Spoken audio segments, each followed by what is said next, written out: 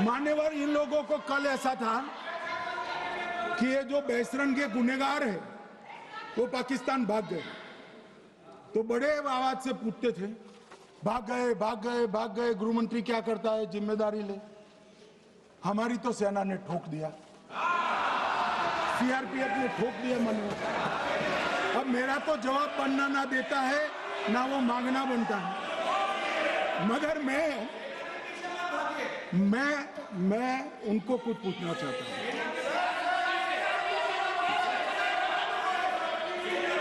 मान्यवर,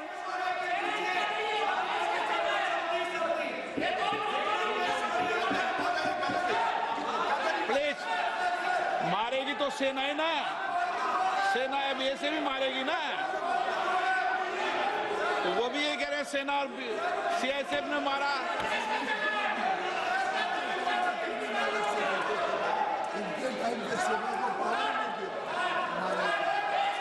मान्यवर ये कहते हैं, साहब इसको बिठाओ जरा।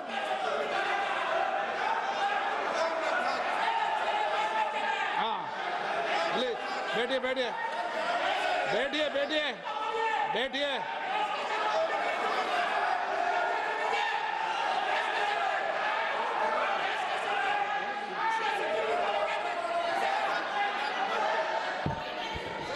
सबको मान्यवर, ये लोग मुद्दा उठाना चाहते हैं तो जरूर उठाए। मैं आज सुबह ही सलमान खुर्शीद जी का वो इंटरव्यू मेरे मोबाइल में रिजर्व कर आया हूं। आप जब भी कहोगे ये पूरे टीवी पर बताने के लिए मैं तैयार सेव कर आया हूं। इनकी इच्छा है तो कल एक समय तय करिए, यहां बता दीजिए चारों टीवी में, और देश की जनता भी देख ले।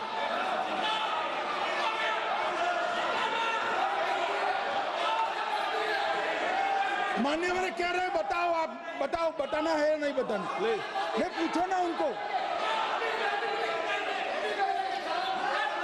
प्लीज प्लीज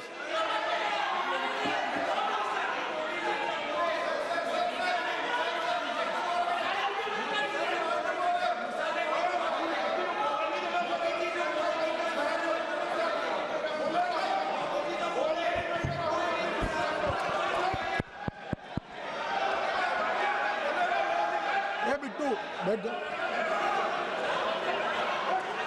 मान्यवर ये पूछ रहे थे कि क्यों भाग गए। अब मेरा समय काफी जाएगा, मैं जरा संक्षिप्त में कहता हूं, घटनाओं पर नहीं जाऊं। दाऊद इब्राहिम कासकर 1986 में भागा, श्री राजीव गांधी की सरकार। सैयद सलाउद्दीन 93 में भागा, कांग्रेस की सरकार। टाइगर मेमन 93 में भागा, कांग्रेस की सरकार। अनीस इब्राहिम कासकर 93 में भागा, इनकी सरकार। रियाज भटकल 2007 में भागा, इनकी सरकार। इकबाल भटकर 2010 में भागा, इनकी सरकार। मिर्जा सादाब बेग 2009 में भागा, इनकी सरकार।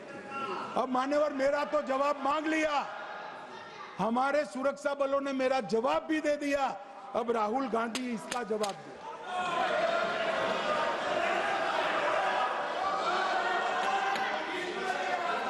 मान्यवर अब मैं कश्मीर के विषय में मैं बात करना चाहता हूं। कल कहते थे कि गृह मंत्री ने भाषण किया था कि 370 की कलम जाएगी तो आतंकवाद कम हो जाएगा। क्या हो मान्यवर, मेरा हिसाब देना बनता है। हम भारतीय जनता पार्टी के कार्यकर्ता हैं, ये नरेंद्र मोदी जी की सरकार है, हम जवाबदेह होते हैं जनता के प्रति, संसद के प्रति और देश के हितों के प्रति। मैं आज देश की जनता के सामने 2004 से 14 और 2015 से 25 10-10 साल का लेखा जोखा रखना चाहता हूं। 2004 से 14 में अखंड सोनिया मनमोहन की सरकार थी 10 साल की, और 15 से 25 अखंड रूप से नरेंद्र मोदी जी की सरकार। कश्मीर में टेरर इंसिडेंट 7,217 हुए थे 2004 से 14 में। 70% की कमी के साथ 2150 हो गए 1525। नागरिकों की मृत्यु 2004 से 14 में 1770 हुई, 2015 से 25 में कम होकर 357 हो गई, 80%। सिक्योरिटी फोर्सेस की मृत्यु 1060 हो गई उस वक्त, और हमारे समय में 542 हुई, और टेररिस्टों की मृत्यु में 123% की वृद्धि हुई। ये हमें पूछ रहे हैं क्या हुआ? आंकड़े से भाग नहीं सकते भाई, आंकड़े से भाग नहीं सकते। और अब मैं कहता हूं कि धारा 370 ने कश्मीर में आतंकवादी इकोसिस्टम को नष्ट कर दिया है, जिस धारा 370 को आपने इतने साल तक बचा दिया। हमने जीरो टेरर प्लान बनाया है, एरिया डोमिनेशन प्लान बनाया है, मल्टी लेवल डिप्लॉयमेंट किया है, सुरक्षा जेलें बनाई हैं, 98% ट्रायल अब वीडियो पर हो रहे हैं। हमने संचार साधन बसाए हैं और 702 फोन विक्रेता जेल में डाले, 2667 सिम कार्ड बन गए। हमने एक जमाना था साहब, 10-10 हजार लोगों के जनाजे निकलते थे। पूरे देश ने घटनाएं देखी होगी, बुरहान वानी मर गए, फला मर गए, ढिका मर गए, 10-10 हजार। अब जो मारा जाता है उसको वही दफना दिया जाता है। किसी भी आतंकवादी को उसका महिमा मंडन करने के लिए जनाजे की इजाजत नरेंद्र मोदी के शासन में नहीं। मान्यवर, आतंकवादियों के सगे वाले और समर्थक चुन चुन कर हमने नौकरियों से निकाले, पासपोर्ट रद्द कर दिए हैं, गवर्नमेंट कॉन्ट्रैक्ट रद्द कर दिए हैं।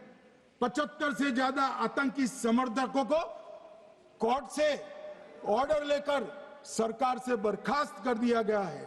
बार काउंसिल उनके समर्थकों से भरी थी, सस्पेंड कर नया लोकप्रिय चुनाव हमने कराया है। मान्यवर, जहां भक्ति है हर शब्द में, कथाओं में छुपे हैं दिव्य रहस्य, और ज्योतिष देता है जीवन को दिशा। धर्म से जुड़ी हर बातों को जानने के लिए हमारे चैनल स्तुति को सब्सक्राइब करें।